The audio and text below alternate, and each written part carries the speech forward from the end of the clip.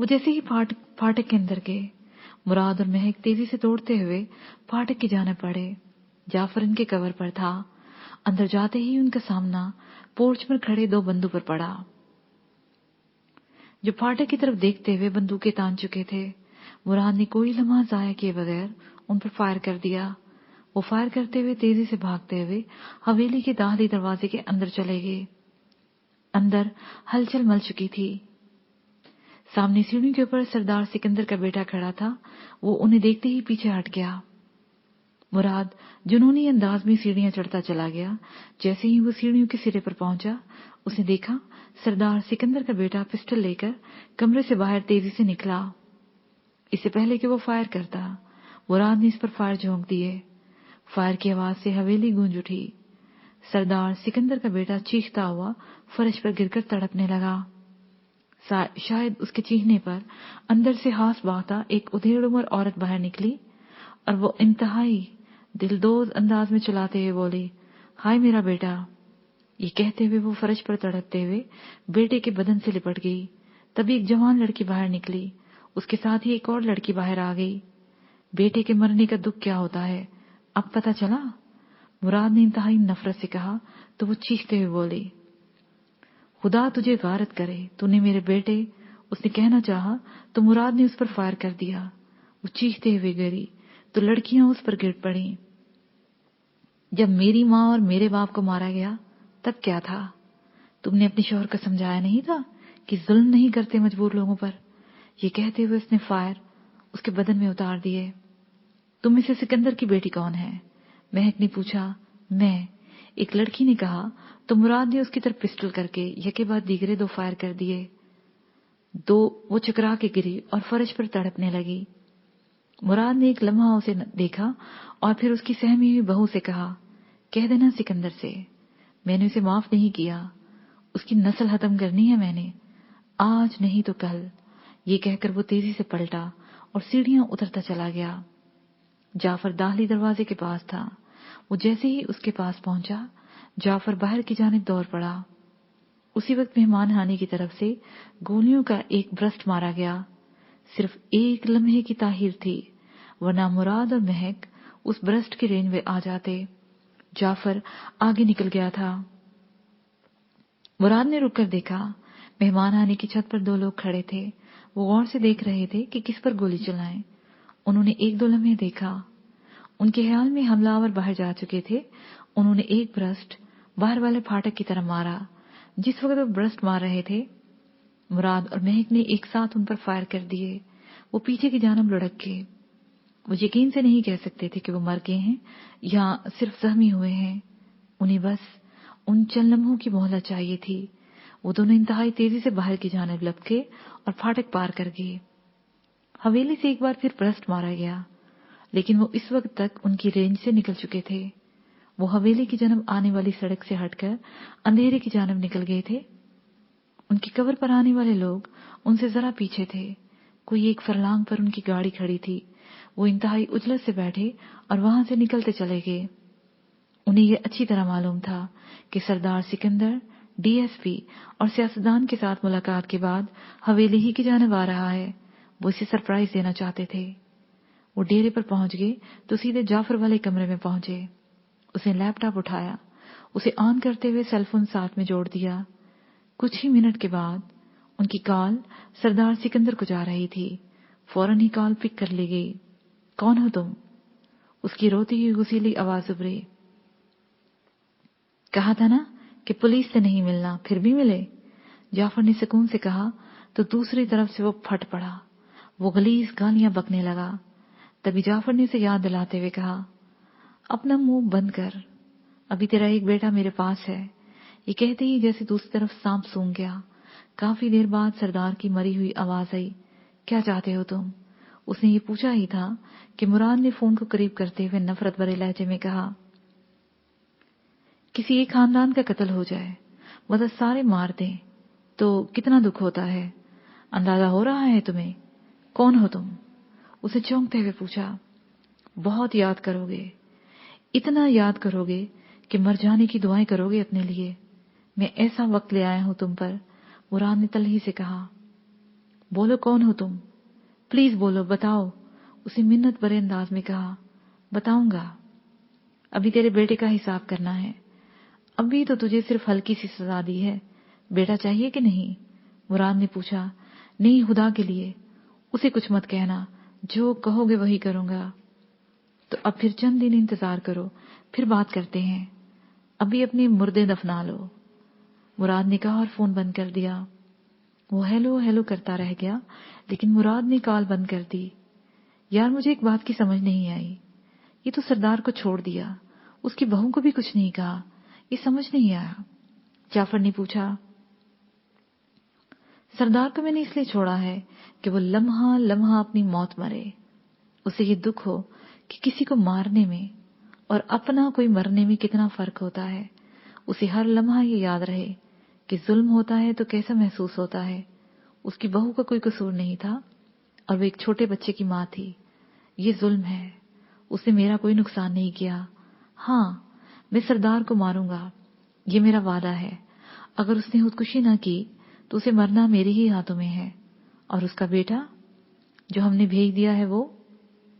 جعفر نے کہا، ان 3-4 ماہ میں سائیں بابا نے مجھ پر بہت خرچ کیا، بے تحاشا، میں تو مر کر بھی ان کا احسان نہیں بھول سکتا۔ یہ 20 کروڑ ان کے لیے، تمہیں پتا ہے وہ یہ 20 کروڑ خود لے لیں گے۔ اب تمہارا کیا پروگرام ہے؟ اس نے پوچھا۔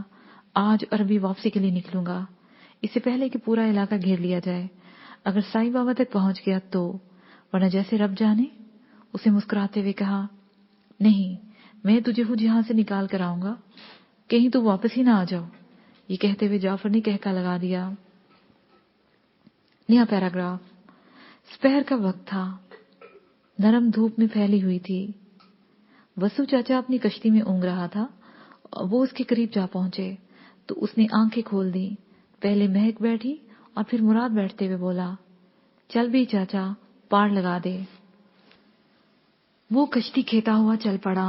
مہک نے اپنے بیگ میں سے کچھ ایک شاپنگ بیگ نکالا اور وسو چاچا کی طرف بڑھا کر بولی، یہ اپنی بیٹی کو دے دینا، اس میں سے کچھ اس کے لیے چیزیں ہیں، تو میری بیٹی کا بہت خیال کرتی ہے۔ وسو چاچا مسکراتے ہوئے بولا، اس نے بھی تو میرا بڑا خیال کیا تھا۔ جب تک زندگی ہے نا وسو چاچا، تب تک یہ چلے گا، جب مر گئی تو یاد کر لینا۔ مہک مسکراتے ہوئے بولی تو مراد نے اس کی طرف غور سے دیکھا۔ اس پر کنوتیت طاری تھی۔ مراد نے اس پر کوئی تبصرہ نہیں کیا، پھر کسی وقت بات کرنے کا سوچ کر خاموش ہو گیا۔ سائیں بابا کی بستی تک جاتے ہوئے مہک نے کسی بات کے علاوہ کوئی بات نہیں کی۔ مراد سمجھ رہا تھا کہ اس قدر چہکنے والی اتنی خاموش کیوں ہو گئی ہے۔ یہاں سے جانے اور وہاں جا کر جو کچھ بھی انہوں نے کیا، انہوں نے ایک لمحہ بھی کوتاہی انہیں موت کے گھاٹ اتار سکتی تھی۔ اب واپس آ کر ان کے درمیان اتنا قرب نہیں رہنا تھا۔ سائیں بابا کا اپنا ایک نظام تھا۔ راستے میں پہلے بالو بلوچ کی بستی تھی، انہیں وہیں سے گزر کر آگے جانا تھا۔ وہ کچی سڑک پر چلتے چلتے جا رہے تھے، ان کے درمیان خاموشی تھی، وہ چاہتے ہوئے بھی ایک دوسرے سے بات نہیں کر رہے تھے۔ وہ بستی میں داخل ہو کر درمیان سے گزرنے والی کچی سڑک پر آگے بڑھ رہے تھے۔ ایسے میں ایک موٹر بائیک پر سوار لڑکا ان کے پاس آ کے رکا۔ اسے بڑی تمیز سے کہا، آپ کو ڈیرے پہ بلا رہے ہیں۔ ٹھیک ہے، مراد نے کہا اور مڑنے لگا تو اس نے بائک چھوڑتے ہوئے کہا، آپ اس پر چلے جائیں۔ اگلے ہی لمحے مراد نے اپنی پشت پر ادھر بیگ اتار کر مہک کو تھمایا اور بائک پر بیٹھ گیا۔ مہک اس کے پیچھے بیٹھی تو اس نے بائک بڑھا دیا۔ وہ تھوڑا سا آگے بڑھے ہوں گے کہ مہک نے اپنے دونوں ہاتھ اس کے سینے سے باندھ کر خود کو بالکل اس کے ساتھ چپکا لیا، پھر اپنا چہرہ اس کے کاندھے پر رکھتے ہوئے بولی، جلدی جلدی ڈیرے پر مت چلے جانا، ذرا ایک چکر بستی میں لگا لو۔ اس کے یوں کہنے پر مراد نے ایک بھرپور کہکا لگاتے ہوئے اس کے ہاتھوں پر اپنا ہاتھ رکھتے ہوئے کہا، فکر مت کرو، یہاں روک لینا، ایک اشارہ ہے، اس کا مطلب ہے کہ آج رات ہم یہیں رہیں گے۔ مراد کے اس واضح اشارے پر وہ ایک دم سے کھل اٹھی۔ بالو بلوچ ڈیرے پر نہیں تھا، اس لیے وہاں پر اتنے سیکیورٹی گارڈ بھی نہیں تھے۔ انہوں نے بائک باہر ہی کھڑا کیا اور اندر چلے گئے۔ صحن میں آتے ہی اسے پتہ چل گیا تھا کہ اسے یہاں کس نے بلایا ہے۔ सामने चारपाई पर जफरमंद बैठा हुआ था। वो उसकी तरफ देखकर मुस्कुरा रहा था। मुराद ने जाते ही उसे गले लगा लिया। वो गर्मजोशी के साथ मिलते हुए बोला, मुराद, मुझे खुशी हुई। तुमने मेरी सोच से भी ज्यादा अपने आप को मजबूत कर लिया है। तेरे जैसा मुखलिस बंदा जिसे मिल जाए वो मजबूत ही हो जाता है। मुराद ने इसे अलग होते हुए कहा तो जफरमंद ने महक से हाथ मिलाते हुए कहा, सुनाओ, कैसा रहा तुम्हारा टूर? शानदार, मुझे बड़ा मजा आया मुराद का इलाका देखकर। वो चहकते हुए बोली, आओ बैठो। जफरमंद चारपाई की तरफ इशारा करते हुए बोला। वो तीनों चारपाई पर आमने सामने बैठ गए। तुम कब आए हो? मुराद ने पूछा। कल शाम यहाँ पहुंचा था। तुम्हारे बारे में साईं बाबा से पूछा तो पता चला कि तुम सरदार सिकंदर को खत्म करने चले गए हो, मगर थोड़ी देर के बाद पता चला कि उसका बेटा यहाँ लाया गया है। 20 करोड़ मांगे हैं उसे और उसकी बहू को छोड़कर। तुमने उसे एक तरह से मार ही दिया है। महक तेजी से बोली, मतलब किस्तों में मारना चाहते हो? जफरमंद ने कहा और कहका लगाकर हंस दिया। फिर मुस्कुराते हुए बोला, चल ठीक है, अब इकट्ठे ही किसी तरफ निकलेंगे। वैसे मैंने तो यही समझा था कि तुम अब वापस नहीं आओगे, मगर साईं बाबा को यकीन था कि वापस आओगे और तुम आ गए। साईं बाबा मुझ पर बहुत एतमाद करने लगे हैं, मुराद ने मुस्कुराते हुए कहा तो जफरमंद बोला, सुनाओ, कैसे किया सब? इस पर वहां की रुदाद सुनाने लगा। यहां तक कि शाम हो गई। महक दरमियान में से उठ गई थी। वो फ्रेश हुई और सादा सी शलवार कमीज पहनकर उनके पास आकर बैठ गई। मुराद सारी बात बता चुका था। वो भी फ्रेश होने उठ गया। उन्होंने रात का खाना इकट्ठे खाया तो जफरमंद बोला, यार, मैं तो कल साईं बाबा के पास से आया हूँ। दूसरा, मुझे आज रात कुछ खास मेहमानों का इंतजार है, मुझे जाना होगा। तुम लोगों का क्या ख्याल है, जाओगे या रहोगे? हम तो आज आराम करेंगे। महक जल्दी से बोली, ओके, फिर मिलते हैं सुबह। जफरमंद ने कहा और उठकर चला गया। वो दोनों डेरे पर नहीं रह सकते थे। वो उसी गोपे में चले गए जहां जफरमंद ठहरा हुआ था। वो कुछ देर वीरान था। वो कुछ देर उनके साथ रहा और फिर निकलता चला गया। चांदनी हर तरफ फैली हुई थी। महक और मुराद गोपे से जरा फासले पर एक ऊंची टिकरी पर बैठे हुए थे। उनके इर्द गिर्द झाड़ियां, पौधे और घास फूस उगा हुआ था। दरमियान में बिल्कुल साफ जमीन पर एक बड़ा सा कपड़ा बिछा हुआ था। वो दोनों पहलू ब पहलू लेटे हुए चांद को तक रहे थे। उनके दरमियान खामोशी थी, लेकिन जज्बात ऐसे थे कि जैसे कहीं खुशबू बिखर जाए। बहुत देर तक यूं ही पड़े रहने के बाद महक ने उसकी तरफ पहलू बदला और सरगोशी में मिली। हम कितने खुशकिस्मत हैं, ऐसे वक्त साथ गुजार रहे हैं। हाँ, तुम ठीक कहती हो।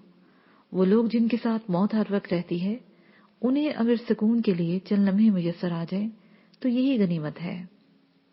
महक, मुराद ने कहा तो महक उसके मजीद नजदीक होते हुए बोली, यार, हम मौत से फरार नहीं ले सकते। ये तो एक दिन आनी है। कब, कहाँ और कैसे आनी है, हम इसके बारे में नहीं जानते।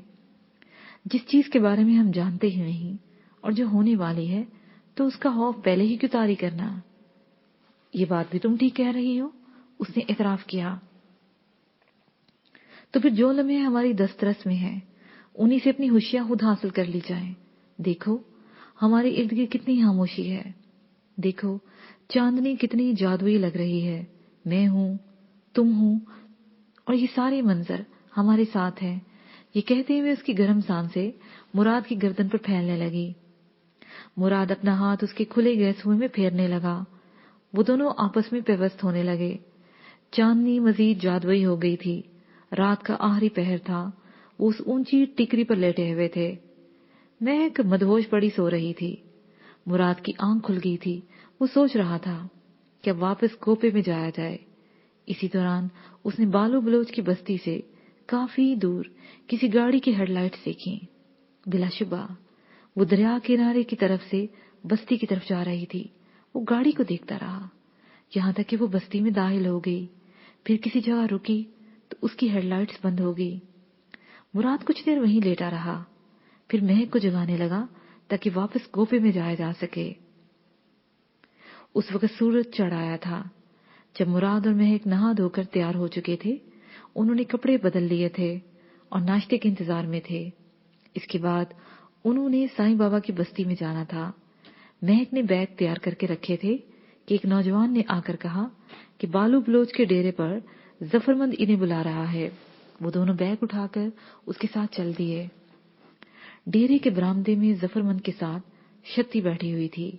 اسے نیلی جین کے ساتھ سفید سلیو لیس اپر پہنا ہوا تھا۔ ان کے سامنے ناشتہ دھرا ہوا تھا۔ مراد نے ان کے پاس جا کر ہاتھ ہلایا تو اسے محسوس کیا کہ دونوں کے چہروں پر ہی گہری سنجیدگی طاری تھی۔ مہک بھی ہاتھ ملا کر ایک چارپائی پر بیٹھ گئی۔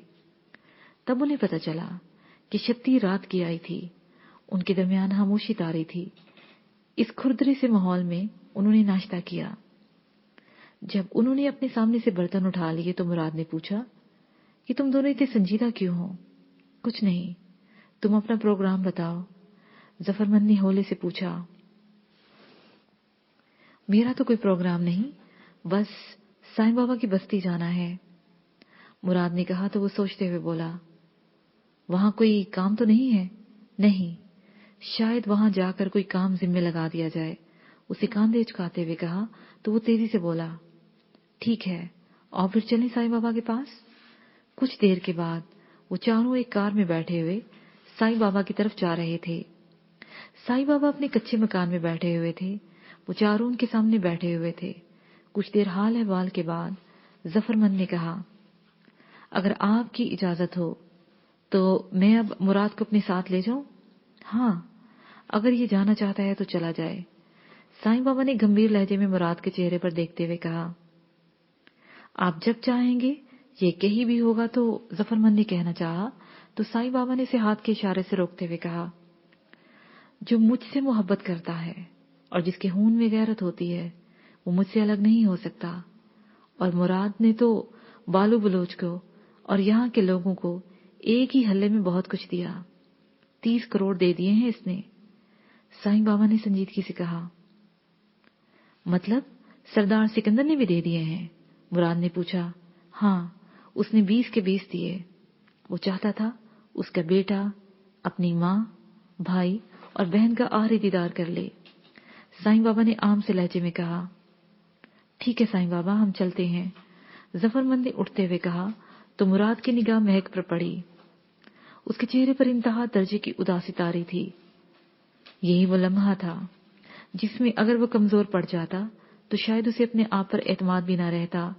مہک کی آنکھوں میں بہت کچھ تھا، لیکن مراد نگاہیں چرا گیا۔ وہ اچھی طرح جانتا تھا کہ عورت چاہے جیسی بھی ہو، اس کے دماغ میں ایک گھر بسانے کا خیال ہمیشہ رہتا ہے۔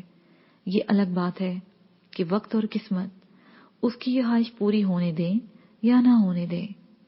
مراد، ظفرمند اور شتی واپس گاڑی میں آ کر بیٹھ گئے تھے۔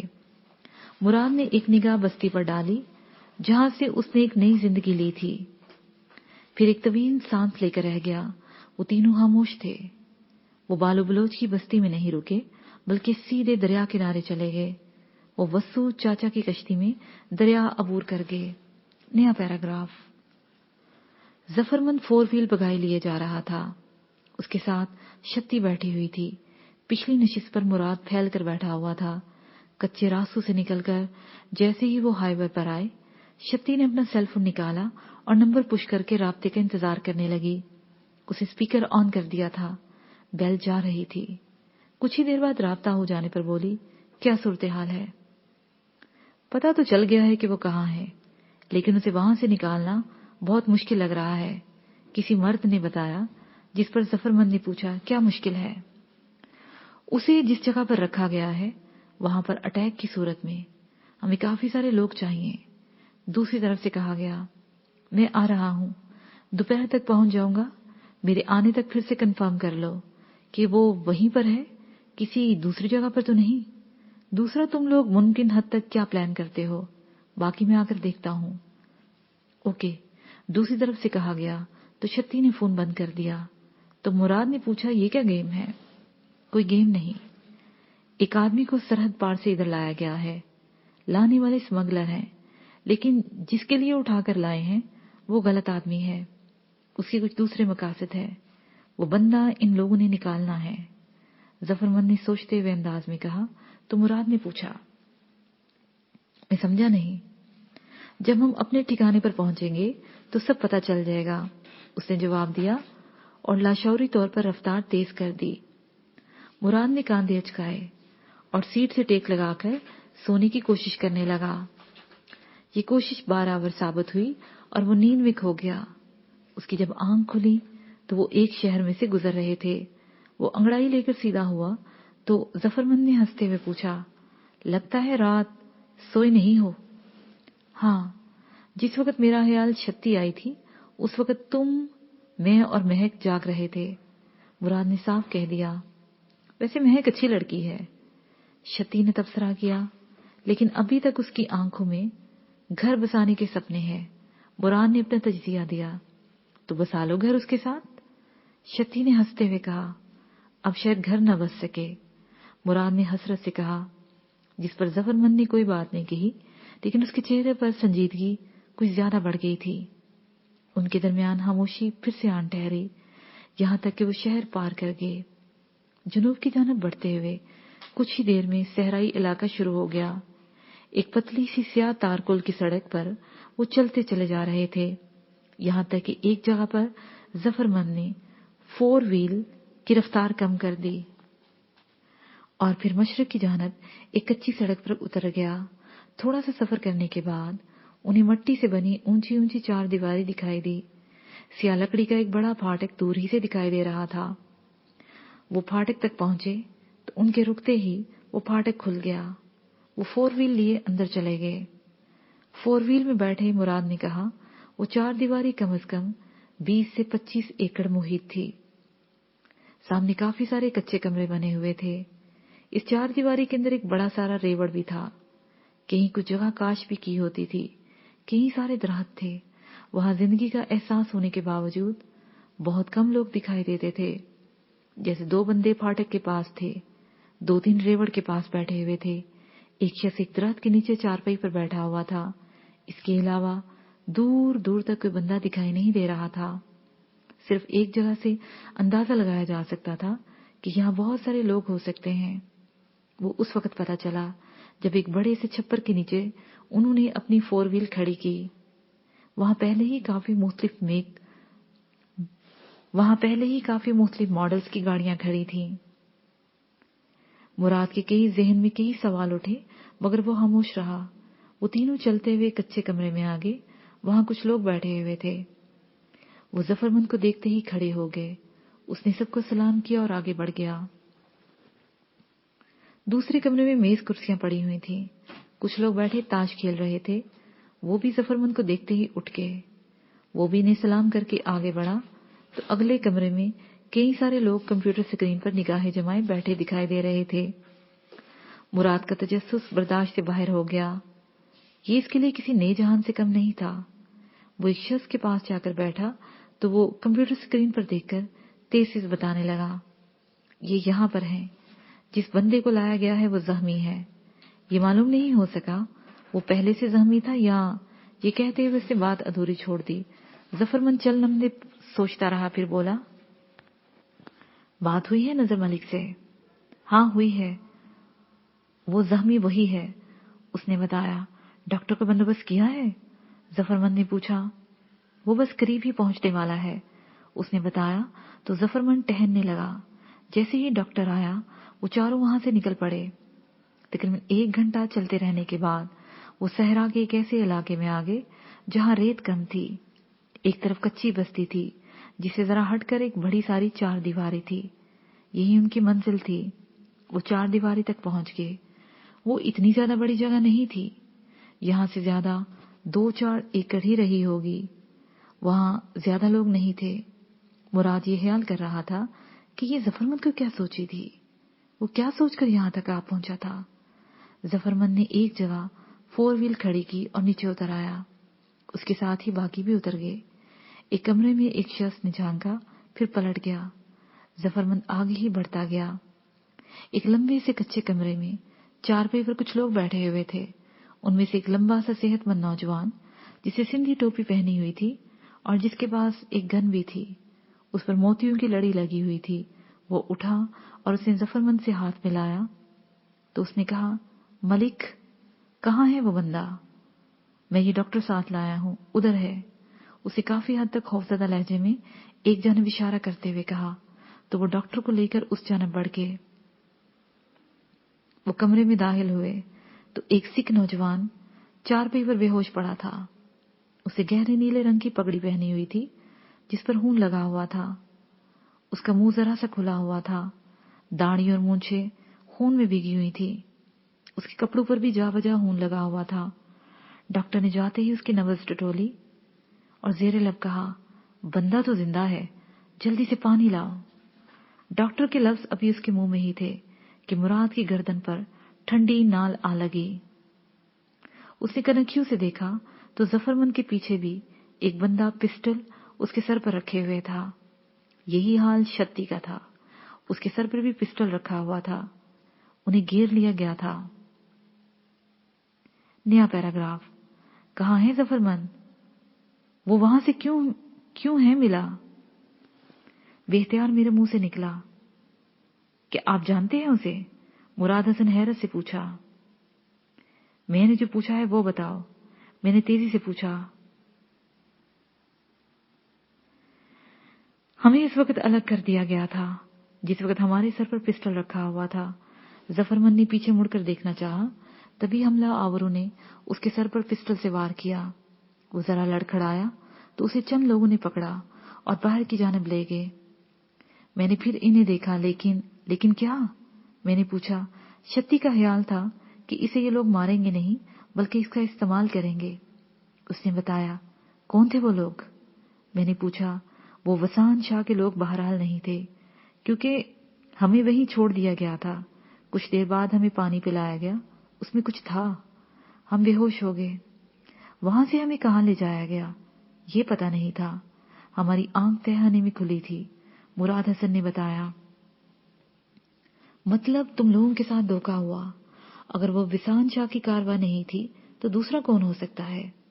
ان کا مقصد کیا تھا؟ وہ ایسا کیوں کر رہے تھے؟ میں بے ساختہ کہتا چلا گیا۔ میں بتاؤں گا، جسپال سنگھ نے سکون سے کہا۔ تم کیا بتاؤ گے؟ میں نے پوچھا۔ مجھے آئیڈیا ہو رہا ہے، یقین کرنے کے لیے صرف ایک دن دے دو، میں اس بارے پوری معلومات نکال لوں گا۔ اسے پورے یقین سے کہا۔ جسپال، ابھی تم نے اس بلنگ کے بارے میں پوچھا تھا جس نے فرید جیسے انجان پہلوان کو اس پورے علاقے کا ناقابل تصحیح شہزور بنا دیا تھا؟ میں نے جذباتی لہجے میں کہا۔ کہاں ہے وہ؟ جس بابا سائیں کا یہ مراد حسن ذکر کر رہا ہے نا، یہ وہی ملنگ ہے۔ وہ اپنا کام کر رہا ہے اور ظفرمند میرے ان لوگوں میں سے ہے جنہیں لاہور میں اپنے ساتھ ملایا تھا۔ اوہ، تو پھر وہ بالو بلوچ؟ جسپال نے پوچھا۔ وہ ایک موہرا ہے، اس کی کوئی حیثیت نہیں ہے۔ اب وقت آ گیا ہے، اس کا بھی فیصلہ کرنا ہوگا۔ میں نے کہا۔ میں سوچ بھی نہیں سکتا تھا۔ اسے بڑبڑاتے ہوئے کہا۔ ٹھیک ہے مراد حسن، جاؤ آرام کرو، باقی باتیں پھر ہوں گی۔ میں نے کہا تو اٹھ کر چل دیا۔ اندھیرا پھیل چکا تھا۔ میں جسپال سے حویلی جانے کو کہا تو وہ اٹھ گیا۔ حویلی میں دسترخوان سجا ہوا تھا، سبھی بیٹھے کھانا کھا رہے تھے۔ شکر ہے تم دونوں بھی آگے ہو، سونی نے ہمیں دیکھتے ہوئے کہا۔ آخر لوٹ کے بدھو گھر کے تو ہی آتے ہیں، جسپال نے اونچی آواز میں کہا تو سبھی ہنس دیے۔ ہمارے بیٹھتے ہی ہمارے ہاتھ دھلوا دیے گئے، ہم کھانا کھانے لگے تو اماں بھی نے دھیمے سے لہجے میں پوچھا، یہ جو تم لوگ سب یہاں جمع ہو رہے ہو اور یہ جمال اتنے دن غائب رہا ہے، کوئی مسئلہ تو نہیں چل رہا؟ مسئلہ تو ہے اماں، دعا کرو جلدی حل ہو جائے۔ میں نے کہا، میری تو ہر وقت دعا تم ہی لوگوں کے لیے ہے، رب خیر کرے گا۔ انہوں نے کہا، تو پھر وہیں گھر بار کی باتیں ہونا شروع ہو گئیں۔ اس بار تانی اور اشفاق یہاں نور ہی نگر میں کوئی کارخانہ لگا رہے تھے، اس لیے مجھے ان کی باتوں میں کوئی دلچسپی نہیں رہی تھی۔ میں اور جسپال اٹھ گئے۔ اس کے ساتھ ہی یہ پارٹ اپنے اختتام کو پہنچا۔